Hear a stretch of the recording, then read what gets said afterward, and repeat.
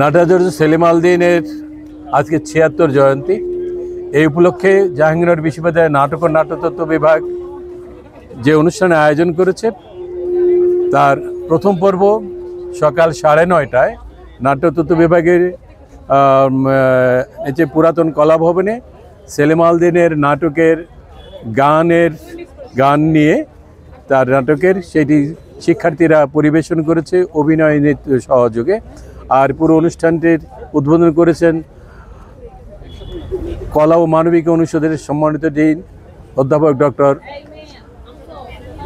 মোজাম্মেল হক।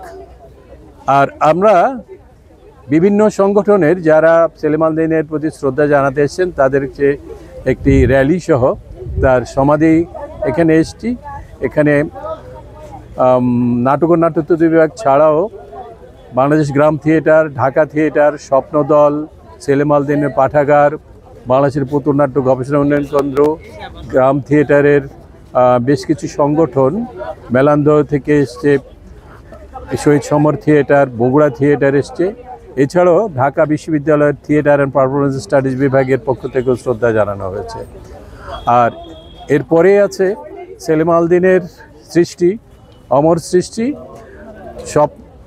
স্বর্ণবোয়াল নিয়ে ঢাকা বিশ্ববিদ্যালয়ের সহযোগী অধ্যাপক ডক্টর সুদীপ চক্রবর্তী একটি প্রযোজনা নির্মাণ করেছেন আন্তর্জাতিক মানের। তিনি সেই স্বর্ণবোয়ালের তার উপরে একটি প্রামাণ্য ভিত্তিক একটি উপস্থাপনা করবেন, প্রবন্ধ উপস্থাপনা করবেন নাটক ও নাট্যতত্ত্ব বিভাগে বেলা 11টা থেকে। আমরা সকলকে আমন্ত্রণ জানিয়েছি।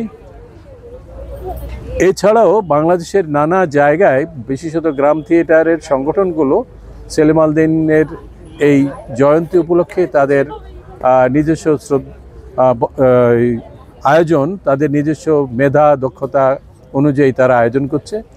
আর এখানে আরেকটি উল্লেখযোগ্য, এখানে সেলিম আল-দ্বীন এবং তার অন্যতম একজন জীবনের পাঠ বলা যেতে পারে অন্বিতা, সে সেলিম আল-দ্বীন অন্বিতা বিদ্যাপীঠের পক্ষ থেকে তারা তাদের শিশু কিশোরদের নিয়ে এখানে সমবেত হয়েছে এবং তারা শ্রদ্ধা অর্পণ করেছে।